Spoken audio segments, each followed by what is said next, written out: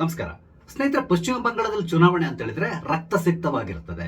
ಯಾವುದೇ ಚುನಾವಣೆ ಇಲ್ಲಿವರೆಗೂ ಕೂಡ ಒಂದೇ ಒಂದು ಗಲಭೆ ಇಲ್ಲದೆ ನಡೆದಿರುವಂತಹದ್ದು ಇಲ್ವೇ ಇಲ್ಲ ಅಂತ ಹೇಳ್ಬಹುದು. ಇತ್ತೀಚೆಗೆ ಜಮ್ಮು ಕಾಶ್ಮೀರದಲ್ಲಿ ಚುನಾವಣೆ ನಡೆದ್ರು ಕೂಡ ಶಾಂತಿಯುತವಾಗಿರ್ತದೆ. ಆದ್ರೆ ಪಶ್ಚಿಮ ಬಂಗಾಳದಲ್ಲಿ ಮಾತ್ರ ಆ ರೀತಿಯಾಗಿ ಚುನಾವಣೆ ನಡೆಯೋದು ಕನಸು ಅಂತಕೊಂಡೆ ಹೇಳ್ಬೋದು. ಆ ರೀತಿಯಾದಂತಹ ಪರಿಸ್ಥಿತಿ ಪಶ್ಚಿಮ ಬಂಗಾಳದಲ್ಲಿ ಅಲ್ಲಿರುವಂತಹ ಪಕ್ಷಗಳು ನಿರ್ಮಾಣ ಮಾಡಿದೆ. ಹಾಗೇನೆ ಈ ಬಾರಿಯ ಚುನಾವಣೆಯಲ್ಲಿ ಕೂಡ ಗಲಭೆ ನಡಿಬಹುದು ಅನ್ನೋ ಒಂದು ಎಕ್ಸ್ಪೆಕ್ಟೇಷನ್ ಎಲ್ರಿಗೂ ಇದೆ. ನಿಮ್ಗೆ ಗೊತ್ತಿದೆ, ನಾಡ್ದು 23ನೇ ತಾರೀಕು ಮತ್ತೆ 29ನೇ ತಾರೀಕಿಗೆ ಅಲ್ಲಿ ಚುನಾವಣೆ ಇದೆ. ಅಂದ್ರೆ 2 ಹಂತದಲ್ಲಿ ಚುನಾವಣೆ ನಡೀತಾ ಇದೆ. ಆದ್ರೆ ಈ ಬಾರಿಯ ಚುನಾವಣೆಯನ್ನ ಶಾಂತಿಯುತವಾಗಿ ನಡೆಸಲಿಕ್ಕೆ ಚುನಾವಣಾ ಆಯೋಗ ಸರ್ವ ಸಿದ್ಧತೆಯನ್ನ ಮಾಡ್ಕೊಂಡಿದೆ. ಎಷ್ಟೊಂದು ಸ್ಟ್ರಿಕ್ಟ್ ಆಗಿದೆ ಅಂತ ಹೇಳಿದ್ರೆ, ಒಂದೇ ಒಂದು ಸಣ್ಣ ತಪ್ಪಾದ್ರೂ ಕೂಡ ಮರು ಚುನಾವಣೆಯನ್ನ ನಡೆಸಲಿಕ್ಕೆ ಸರ್ವಸನ್ನದ್ಧವಾಗಿದೆ ಚುನಾವಣಾ ಆಯೋಗ. ಹಾಗೇನೆ ಈ ಬಾರಿಯ ಚುನಾವಣೆ ಅನ್ನೋದು ಮಮತಾ ಬ್ಯಾನರ್ಜಿ ಅವರಿಗೆ ಡೂ ಆರ್ ಡೈ ಅನ್ಸ್ಕೊಂಡಿದೆ. ನಾನು ಈ ರೀತಿ ಹೇಳಿ ಕಾರಣ ಏನು ಅಂತ ಹೇಳಿದ್ರೆ, ಒಂದ್ ವೇಳೆ ಮಮತಾ ಬ್ಯಾನರ್ಜಿ ಅವರು ಈ ಬಾರಿಯ ಚುನಾವಣೆಯನ್ನು ಸೋತ್ರೆ ಖಂಡಿತವಾಗಿ ಮಮತಾ ಬ್ಯಾನರ್ಜಿ ಅವರ ರಾಜಕೀಯ ಜೀವನವೇ ಮುಕ್ತಾಯ ಆಗ್ತದೆ ಅಂತ ಹೇಳಿದ್ರು ಕೂಡ ಆಶ್ಚರ್ಯ ಪಡಬೇಕಾಗಿಲ್ಲ. ಕಾರಣ ಏನು ಅಂತ ಹೇಳಿದ್ರೆ, ಒಮ್ಮೆ ಈ ರಾಜ್ಯ ಬಿಜೆಪಿಯ ತೆಕ್ಕೆಗೆ ಬಂತು ಅಂತ ಹೇಳಿದ್ರೆ ಮುಂದಿನ ದಿನಗಳಲ್ಲಿ ಟಿಎಂಸಿ ನಲ್ಲಿ ನಿರ್ನಾಮ ಮಾಡಿ ಹಾಕ್ತಾರೆ. ಅದಕ್ಕೆ ಬೇಕಾದಂತ ಎಲ್ಲಾ ವ್ಯವಸ್ಥೆಯನ್ನ ಕೇಂದ್ರ ಸರ್ಕಾರ ರೆಡಿ ಮಾಡ್ಕೊಂಡಿದೆ. ಕೇವಲ ಅಲ್ಲಿ ಅವರಿಗೆ ಬಿಜೆಪಿ ಅಧಿಕಾರಕ್ಕೆ ಬರಬೇಕು. ಒಮ್ಮೆ ಅಧಿಕಾರಕ್ಕೆ ಬಂತು ಅಂದ್ರೆ ಇಡೀ ಪಶ್ಚಿಮ ಬಂಗಾಳದಲ್ಲಿ ಹಲವಾರು ಬದಲಾವಣೆಗಳಾಗ್ತದೆ. ಆ ಮೂಲಕ ಮಮತಾ ಬ್ಯಾನರ್ಜಿ ಅವರ ಈ ಟಿಎಂಸಿ ಪಕ್ಷದ ಗೂಂಡಾಗಳು ಯಾರೆಲ್ಲಿದ್ದಾರೋ ಎಲ್ಲರನ್ನು ಜೈಲಿಗೆ ತಳ್ಳುವ ಮುಖಾಂತರ ಆ ರಾಜ್ಯದಲ್ಲಿ ಆಡಳಿತ ವ್ಯವಸ್ಥೆ ಅನ್ನೋದು ಸುಸೂತ್ರವಾಗಿ ನಡೀಲಿಕ್ಕೆ ಏನೆಲ್ಲ ಬೇಕೋ ಎಲ್ಲಾ ವ್ಯವಸ್ಥೆಯನ್ನ ಖಂಡಿತವಾಗಿ ಮಾಡ್ತದೆ ಅಂತಕೊಂಡೇ ಹೇಳ್ಬೋದು. ನಾನು ಇದನ್ನ ಸುಮ್ಮನೆ ಹೇಳ್ತಾ ಇಲ್ಲ, ನಾನೇನು ಬಿಜೆಪಿ ಸಪೋರ್ಟ್ ಆಗಿ ಕೂಡ ಮಾತಾಡ್ತಾ ಇಲ್ಲ. ಆದ್ರೆ ಈಗಾಗಲೇ ಕೆಲವೊಂದು ಈಶಾನ್ಯ ರಾಜ್ಯಗಳಲ್ಲಿ ಬಿಜೆಪಿ ಸರ್ಕಾರ ಬಂದ ಮೇಲೆ ಏನೆಲ್ಲ ಮಾಡಿದೆ ಅನ್ನೋದನ್ನ ನಾವು ನೋಡ್ತಾ ಇದ್ದೇವೆ.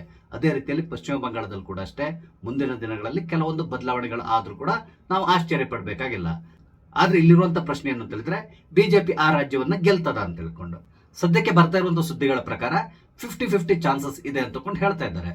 ಅದೇನೇ ಇರಲಿ, ಈ ಬಾರಿಯ ಚುನಾವಣೆಯನ್ನ ಚುನಾವಣಾ ಆಯೋಗ ಯಾವ ರೀತಿಯಾಗಿ ನಡೆಸಲಿಕ್ಕೆ ಪ್ಲಾನ್ ಮಾಡ್ಕೊಂಡಿದೆ, ಇದ್ರ ಬಗ್ಗೆ ಸ್ವಲ್ಪ ನಿಮ್ ಜೊತೆ ಮಾತಾಡ್ತಾ ಇದ್ದೇನೆ. ಸ್ನೇಹಿತರೆ, ಪಶ್ಚಿಮ ಬಂಗಾಳದ ಚುನಾವಣೆ ಅಂತ ಹೇಳಿದ್ರೆ ನಮ್ಮೆಲ್ಲರ ಕಣ್ಣೆದುರುಗಡೆ ಬರೋದೇನು ಅಂತ ಹೇಳಿದ್ರೆ ಒಂದಿಷ್ಟು ದೊಂಬಿ, ಒಂದಿಷ್ಟು ಗಲಭೆ, ಚುನಾವಣೆ ಸಂದರ್ಭದಲ್ಲೂ ಗಲಭೆ, ಚುನಾವಣೆ ಮುಗ್ದ ಮೇಲೂ ಕೂಡ ಗಲಭೆ, ಹಾಗೇನೆ ಒಂದಿಷ್ಟು ಜನರ ಕೊಲೆ, ಇದೆಲ್ಲದೂ ಸಾಮಾನ್ಯವಾಗಿ ನಾವು ಇಲ್ಲಿವರೆಗೆ ನೋಡ್ಕೊಂಡು ಬರ್ತಾ ಇದ್ವಿ. ಹಾಗಾಗಿ ಈ ಬಾರಿಯ ಚುನಾವಣೆ ಸಂದರ್ಭದಲ್ಲಿ ಆ ರೀತಿಯಾದಂತಹ ದೊಂಬಿ ಗಲಭೆ ನಡೆದ ರೀತಿಯಲ್ಲಿ ನೋಡ್ಕೊಳ್ಳಿಕ್ಕೆ ಎಲ್ಲಾ ರೀತಿಯಾದಂತಹ ವ್ಯವಸ್ಥೆಯನ್ನ ಚುನಾವಣಾ ಆಯೋಗ ಈಗಾಗಲೇ ಮಾಡ್ಕೊಂಡಿದೆ. ಪಶ್ಚಿಮ ಬಂಗಾಳದಲ್ಲಿ ಒಟ್ಟಿಗೆ 80,000ಕ್ಕೂ ಅಧಿಕ ಮತಗಟ್ಟೆಗಳಿದೆ.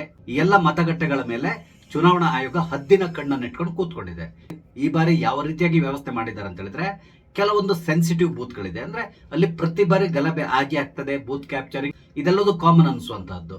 ಅಂತಹ ಬೂತ್ಗಳ ಮೇಲೆ ಹದ್ದಿನ ಕಣ್ಣನ್ನ ಈ ಬಾರಿ ಚುನಾವಣೆಯಲ್ಲಿ ಚುನಾವಣಾ ಆಯೋಗ ಇಟ್ಟಿದೆ.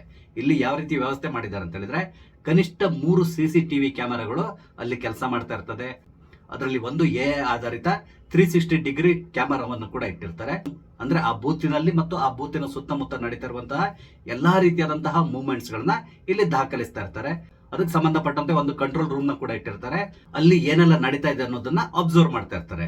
ಒಂದ್ ವೇಳೆ ಆ ಮತಗಟ್ಟೆಯ ಸಮೀಪ ಸಣ್ಣ ಪುಟ್ಟ ಗಲಭೆ ಆದ್ರೂ ಕೂಡ ತಕ್ಷಣ ಅಲ್ಲಿರುವಂತಹ ಭದ್ರತಾ ಸಿಬ್ಬಂದಿಗಳು ಅಲರ್ಟ್ ಆಗ್ತಾರೆ, ಅವ್ರನ್ನ ಒದ್ದು ಒಳಗಡೆ ಹಾಕ್ತಾರೆ. ಅದ್ರ ಜೊತೆಗೆ ಬೇರೆ ಏನಾದ್ರೂ ಘಟನೆಗಳು ನಡೆದ್ರಲ್ಲಿ ತಕ್ಷಣ ಮತದಾನದ ಪ್ರಕ್ರಿಯೆಯನ್ನು ಅಲ್ಲಿ ನಿಲ್ಲಿಸಿ ರೀಪೋಲ್ಗೆ ಕೂಡ ಆರ್ಡರ್ ಕೊಡ್ತಾರೆ. ಹಾಗೇನೆ ಆ ಮತಗಟ್ಟೆಗಳ ಸುತ್ತಮುತ್ತ ಬ್ಯಾರಿಕೇಡ್ಗಳನ್ನ ಹಾಕಿರ್ತಾರೆ. ಒಂದ್ ವೇಳೆ ಯಾರಾದ್ರೂ ಅನಧಿಕೃತವಾಗಿ ಈ ಬ್ಯಾರಿಕೇಡ್ಗಳನ್ನ ದಾಟಿ ಒಳಗಡೆ ನುಗ್ಲಿಕ್ಕೆ ಪ್ರಯತ್ನಿಸಿದ್ರೆ ತಕ್ಷಣ ಅವ್ರನ್ನ ಅರೆಸ್ಟ್ ಮಾಡ್ಲಿಕ್ಕೆ ಎಲ್ಲಾ ವ್ಯವಸ್ಥೆಯನ್ನ ಮಾಡಿರ್ತಾರೆ. ಅದ್ರ ಜೊತೆಗೆ ಯಾರಾದ್ರೂ EVM ಟ್ಯಾಂಪರ್ ಮಾಡುವಂತಹ ಪ್ರಯತ್ನವನ್ನು ಮಾಡಿದ್ರು ಕೂಡ ತಕ್ಷಣ ಅಲ್ಲಿ ಚುನಾವಣಾ ಪ್ರಕ್ರಿಯೆಯನ್ನು ಸ್ಟಾಪ್ ಮಾಡಿ ರೀಪೋಲ್ಗೆ ಆರ್ಡರ್ ಕೊಡ್ತಾರೆ. ಇತ್ತೀಚಿನ ದಿನಗಳಲ್ಲಿ ನೀವು ಇನ್ನೊಂದನ್ನು ಅಬ್ಸರ್ವ್ ಮಾಡಿರ್ತೀರ, ಎಲ್ಲೇ ಆಗ್ಲಿ ಯಾರೇ ಆಗ್ಲಿ ಗಲಭೆ ಮಾಡುವ ಸಂದರ್ಭದಲ್ಲಿ ಅವ್ರು ಮೊದಲು ಮಾಡುವಂತ ಕೆಲಸ ಏನು ಅಂತ ಹೇಳಿದ್ರೆ, ಅಲ್ಲಿರುವಂತಹ CCTV ಕ್ಯಾಮೆರಾಗಳ ಡೈರೆಕ್ಷನ್ ನ ಚೇಂಜ್ ಮಾಡಿಬಿಡುವಂತಹದ್ದು. ಅಂದ್ರೆ ಆ CCTV ಕ್ಯಾಮೆರಾಗಳು ಅಲ್ಲಿ ನಡೀತಾ ಇರುವಂತಹ ಯಾವುದೇ ಗಲಭೆ ಇರ್ಬೋದು ಅಥವಾ ಯಾವುದೇ ಘಟನೆಗಳಿರ್ಬೋದು ಅದನ್ನ ಕವರ್ ಮಾಡದೇ ಇರೋ ರೀತಿಯಲ್ಲಿ ಅದರ ಡೈರೆಕ್ಷನ್ ನ ಬದಲಾಯಿಸ್ಬಿಡ್ತಾರೆ. ಹಾಗೇನೆ ಈ ಬಾರಿ ಈ ಚುನಾವಣೆ ಸಂದರ್ಭದಲ್ಲಿ ಯಾರಾದ್ರೂ CCTVಗಳನ್ನ ಟಚ್ ಮಾಡ್ಲಿಕ್ಕೆ ಪ್ರಯತ್ನ ಪಟ್ಟರು ಕೂಡ ತಕ್ಷಣ ಅವ್ರನ್ನ ಅರೆಸ್ಟ್ ಮಾಡ್ತಾರೆ. ಅದ್ರ ಜೊತೆಗೆ ಅಲ್ಲಿ ಏನಾದ್ರೂ ಹೆಚ್ಚು ಕಡಿಮೆ ಆಗಿದ್ದಿದ್ರೆ ರೀಪೋಲ್ಗೆ ಆರ್ಡರ್ ಕೊಟ್ಬಿಡ್ತಾರೆ. ಇದೆಲ್ಲದರ ಜೊತೆ ಮತಗಟ್ಟೆಗಳ ಒಳಗಡೆ ಕೂಡ ವೆಬ್ ಕ್ಯಾಮೆರಾಗಳನ್ನ ಇಡಲಾಗಿದೆ. ಒಂದ್ ವೇಳೆ ಯಾವುದೇ ವೆಬ್ ಕ್ಯಾಮೆರಾ ಅರ್ಧ ಗಂಟೆಗಿಂತಲೂ ಜಾಸ್ತಿ ಕೆಲಸ ಮಾಡಿಲ್ಲ ಅಂತ ಹೇಳಿದ್ರೆ ತಕ್ಷಣ ಆ ಬೂತ್ಗೆ ಚುನಾವಣಾಧಿಕಾರಿಗಳು ಭೇಟಿ ಕೊಡ್ತಾರೆ.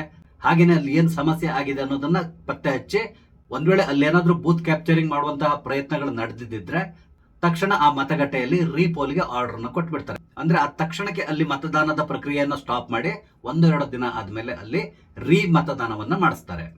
ಇದಲ್ಲದೆ ಪಶ್ಚಿಮ ಬಂಗಾಳದಲ್ಲಿ ಇರುವಂತಹ ಇನ್ನೊಂದು ಸಮಸ್ಯೆ ಏನು ಅಂತ ಹೇಳಿದ್ರೆ, ಈ ಟಿಎಂಸಿ ಗೂಂಡಾಗಳು ಟಿಎಂಸಿಯನ್ನ ಬಿಟ್ಟು ಬೇರೆ ಯಾರಿಗಾದ್ರೂ ಮತಗಳನ್ನ ಹಾಕ್ತಾರೆ ಅಂತ ಹೇಳಿದ್ರೆ ಅಂತವ್ರನ್ನ ಬೆದರಿಸಿ ಅವರು ಮತಗಟ್ಟೆಗಳಿಗೆ ಬರದೇ ಇರೋ ರೀತಿಯಲ್ಲಿ ನೋಡ್ಕೊಳ್ತಾ ಇದ್ರು. ಒಂದ್ ವೇಳೆ ಅವ್ರೇನಾದ್ರು ಇವ್ರ ಕಣ್ ತಪ್ಪಿಸಿ ಮತಗಟ್ಟೆಗಳ ಹತ್ರ ಬಂದ್ರು ಕೂಡ ಅಲ್ಲಿರುವಂತಹ ಟಿಎಂಸಿ ಗೂಂಡಾಗಳು ಅವ್ರನ್ನ ಅಲ್ಲಿಂದ ಓಡಿಸ್ಬಿಡ್ತಾ ಇದ್ರು. ಕಾರಣ ಏನು ಅಂತ ಹೇಳಿದ್ರೆ ಅವ್ರಿಗೆ ಗೊತ್ತಿದೆ, ಒಂದ್ ವೇಳೆ ಇವ್ರ ಮತಗಟ್ಟೆಗಳ ಒಳಗಡೆ ಹೋದ್ರೆ ಅವರು ಟಿಎಂಸಿ ವೋಟ್ ಹಾಕೋದಿಲ್ಲ, ಬೇರೆ ಇನ್ಯಾರಿಗಾದ್ರೂ ವೋಟ್ ಹಾಕ್ತಾರೆ. ಆದ್ರಿಂದಾಗಿ ಅವ್ರನ್ನ ಯಾವುದೇ ಕಾರಣಕ್ಕೆ ಮತದಾನ ಪ್ರಕ್ರಿಯೆಯಲ್ಲಿ ಭಾಗವಹಿಸದೇ ಇರೋ ರೀತಿಯಲ್ಲಿ ನೋಡ್ಕೊಳ್ತಾ ಇದ್ರು. ಆದ್ರೆ ಈ ಬಾರಿ ಅಂತಹ ಸ್ಥಳಗಳನ್ನು ಗುರುತಿಸಿ ಚುನಾವಣಾ ಆಯೋಗ ಸಂಪೂರ್ಣವಾದಂತಹ ವ್ಯವಸ್ಥೆಯನ್ನ ಮಾಡಿದೆ. ಅಂದ್ರೆ ಅಲ್ಲಿ ಭದ್ರತಾ ಸಿಬ್ಬಂದಿಗಳನ್ನ ನೇಮಕ ಮಾಡುವ ಮುಖಾಂತರ ಎಲ್ಲರೂ ಕೂಡ ನಿರ್ಭೀತವಾಗಿ ಚುನಾವಣಾ ಪ್ರಕ್ರಿಯೆಯಲ್ಲಿ ಭಾಗವಹಿಸಲಿಕ್ಕೆ ವ್ಯವಸ್ಥೆಯನ್ನ ಮಾಡಿದ್ದಾರೆ. ಒಂದ್ ವೇಳೆ ಯಾರಾದ್ರೂ ಟಿಎಂಸಿ ಗೂಂಡಾಗಳು ಯಾರನ್ನಾದ್ರು ಮತಗಟ್ಟೆಗಳಿಗೆ ಬರದೇ ಇರೋ ರೀತಿಯಲ್ಲಿ ತಡೆಯುವಂತ ಪ್ರಯತ್ನ ಪಟ್ರೆ ಅವ್ರ ಮೇಲೆ ನಿರ್ದಾಕ್ಷಿಣ್ಯವಾಗಿ ತಕ್ಷಣ ಕ್ರಮವನ್ನು ಕೈಗೊಳ್ಳಲಿಕ್ಕೆ ಎಲ್ಲಾ ರೀತಿಯಾದಂತಹ ವ್ಯವಸ್ಥೆಯನ್ನ ಮಾಡಿ ಇಟ್ಟಿದ್ದಾರೆ. ಆದ್ರಿಂದ ಈ ಬಾರಿಯ ಚುನಾವಣೆ ಅತ್ಯಂತ ಕಟ್ಟುನಿಟ್ಟಾಗಿ ನಡೀತಾ ಇದೆ. ಹಾಗೇನೆ ಮಮತಾ ಬ್ಯಾನರ್ಜಿ ಅವರ ಟಿಎಂಸಿ ಗೂಂಡಾಗಳೇನಿದ್ದಾರೆ ಅವರು ಕೂಡ ಅಷ್ಟೇ ಈ ಬಾರಿಯ ಚುನಾವಣೆ ಸಂದರ್ಭದಲ್ಲಿ ಬಾಲ ಮುದುಡ್ಕೊಂಡು ಕೂತ್ಕೊಳ್ಳುವಂತಹ ಪರಿಸ್ಥಿತಿ ನಿರ್ಮಾಣ ಆಗಿದೆ. ಆದ್ರೂ ಕೂಡ ಕೆಲವೊಂದು ವಿಡಿಯೋಗಳು ಹೊರಗಡೆ ಬರ್ತಾ ಇದೆ. ಬಿಜೆಪಿ ಕಾರ್ಯಕರ್ತರನ್ನ ಬೆದರಿಸುವಂತಹ ಕೆಲಸ ನಡೀತಾ ಇದೆ. ಹಾಗೇನೆ ಮನೆ ಮನೆಗೆ ಹೋಗಿ ಒಂದ್ ವೇಳೆ ನೀವು ಬಿಜೆಪಿಗೆ ಏನಾದ್ರು ವೋಟ್ ಹಾಕಿದ್ರೆ ನಿಮ್ಮನ್ನ ಸುಮ್ಮನೆ ಬಿಡೋದಿಲ್ಲ, ಈ ರೀತಿಯಾಗಿ ಬೆದರಿಕೆಯನ್ನ ಹಾಕ್ತಾ ಇರುವಂತಹ ವಿಡಿಯೋಗಳು ಕೂಡ ಎಲ್ಲೆಡೆ ಹರಿದಾಡ್ತಾ ಇದೆ. ಇದೆಲ್ಲದನ್ನು ಮನಗಂಡೆ ಈ ಬಾರಿ ಚುನಾವಣಾ ಆಯೋಗ ಕಟ್ಟುನಿಟ್ಟಾದಂತಹ ಚುನಾವಣೆಯನ್ನು ನಡೆಸಲಿಕ್ಕೆ ಎಲ್ಲ ವ್ಯವಸ್ಥೆಯನ್ನ ಮಾಡಿದೆ. ಆದ್ರಿಂದಾಗಿ ಈ ಬಾರಿಯ ಚುನಾವಣೆ ಅತ್ಯಂತ ನ್ಯಾಯಯುತವಾಗಿ ನಡೀತದೆ ಅನ್ನುವ ಒಂದು ಭರವಸೆ ಎಲ್ಲರಲ್ಲಿ ಮೂಡ್ತಾ ಇದೆ. ಇಲ್ಲಿ ಮಮತಾ ಬ್ಯಾನರ್ಜಿ ಅವರಾದ್ರೂ ಗೆಲ್ಲಿ ಅಥವಾ ಬಿಜೆಪಿ ಆದ್ರೂ ಗೆಲ್ಲಿ, ಆದ್ರೆ ಚುನಾವಣೆ ಅನ್ನೋದು ಅತ್ಯಂತ ಮುಕ್ತವಾಗಿ ನಡಿಬೇಕು. ಯಾವುದೇ ರೀತಿಯಂತ ಒತ್ತಡದಲ್ಲಿ ಯಾರು ಕೂಡ ವೋಟ್ ಹಾಕ್ಲಿಕ್ಕೆ ಹೋಗಬಾರ್ದು, ಹಾಗೇನೆ ಯಾರನ್ನು ಕೂಡ ಯಾರು ಬೆದರಿಸಬಾರ್ದು. ಆ ರೀತಿಯಂತ ವಾತಾವರಣದಲ್ಲಿ ಚುನಾವಣೆ ನಡೆದ್ರೆ ಆಗ ಅದು ನಿಷ್ಪಕ್ಷಪಾತವಾಗಿರ್ತದೆ. ಆ ಮೂಲಕ ಪ್ರಜಾಪ್ರಭುತ್ವದ ಮೌಲ್ಯಗಳೇನಿದೆ ಅದನ್ನ ಎತ್ತಿ ಹಿಡಿದಾಗ ಆಗ್ತದೆ. ಈ ಬಾರಿ ಚುನಾವಣಾ ಆಯೋಗ ಅದಕ್ಕೆ ಬೇಕಾದಂತ ಎಲ್ಲ ವ್ಯವಸ್ಥೆಯನ್ನ ಮಾಡಿದ ರೀತಿಯಲ್ಲಿ ಕಾಣಿಸ್ತಾ ಇದೆ. ಆದ್ರೂ ಕೂಡ ಅದು ಪಶ್ಚಿಮ ಬಂಗಾಳ ಲಾಸ್ಟ್ ಮೂಮೆಂಟ್ ಅಲ್ಲಿ ಅಲ್ಲಿ ಏನ್ ಬೇಕಾದ್ರೂ ನಡೀಬಹುದು. ಯಾವುದಕ್ಕೂ ನಾವು ನಾಡ್ದು 23ನೇ ತಾರೀಕು ಅಲ್ಲಿ ಚುನಾವಣೆ ಯಾವ ರೀತಿ ನಡೀತದೆ ಅನ್ನೋದನ್ನ ಕಾದ್ ನೋಡ್ಬೇಕಾಗಿದೆ. ಒಂದ್ ವೇಳೆ 23ನೇ ತಾರೀಕು ಯಾವುದೇ ರೀತಿಯಂತ ಗಲಭೆ ಇಲ್ಲದೆ ಚುನಾವಣೆ ನಡೀತು ಅಂತ ಹೇಳಿದ್ರೆ 2ನೇ ಹಂತದ ಮತದಾನ ಕೂಡ ಅತ್ಯಂತ ಶಾಂತಿಯುತವಾಗಿ ನಡೀತದೆ ಅಂತಕೊಂಡು ನಾವು ಹಾರೈಸಬಹುದು. ಒಟ್ಟಾರೆ ಹೇಳಬೇಕು ಅಂದ್ರೆ ಈ ಬಾರಿಯ ಚುನಾವಣೆಯಲ್ಲಿ ಸಣ್ಣ ಪುಟ್ಟ ಗಲಭೆಗಳು ಅಥವಾ ಸಣ್ಣ ಪುಟ್ಟ ಘಟನೆಗಳು ನಡೆದ್ರು ಕೂಡ ಅದನ್ನ ಗಂಭೀರವಾಗಿ ಪರಿಗಣಿಸಿ ರೀಪೋಲ್ಗೆ ಆರ್ಡರ್ ಕೊಡುವಂತಹ ವ್ಯವಸ್ಥೆ ಆಗಿದೆ ಅಂತಕೊಂಡು ಹೇಳ್ತಾ ಇದ್ದಾರೆ. ನೋಡೋಣ, ಯಾವುದಕ್ಕೂ ನಾವು ಸ್ವಲ್ಪ ದಿನ ಕಾಯೋಣ. ಸ್ನೇಹಿತರೆ, ನಿಮ್ಗೆ ಅನಿಸ್ತದೆ ಪಶ್ಚಿಮ ಬಂಗಾಳದಲ್ಲಿ ಈ ಬಾರಿ ನ್ಯಾಯಯುತವಾದಂತಹ ಚುನಾವಣೆ ನಡೀತದ ಅಥವಾ ಪ್ರತಿ ಬಾರಿಯಂತೆ ಗಲಭೆ ನಡೀತದ? ನಿಮ್ಮ ಅನಿಸಿಕೆಗಳನ್ನ ದಯವಿಟ್ಟು ಕಮೆಂಟ್ ಮುಖಾಂತರ ತಿಳಿಸಿ. ಹಾಗೇನೆ ಇಲ್ಲಿ ನಾನು ಹಂಚ್ಕೊಂಡಂತ ವಿಷಯ ನಿಮ್ಗೆ ಇಷ್ಟ ಆದ್ರೆ ಲೈಕ್ ಮಾಡಿ, ಶೇರ್ ಮಾಡಿ, ದಯವಿಟ್ಟು ನನ್ನ ಚಾನಲ್ ಸಬ್ಸ್ಕ್ರೈಬ್ ಮಾಡಿ. ನಮಸ್ತೆ, ಜೈ ಹಿಂದ್.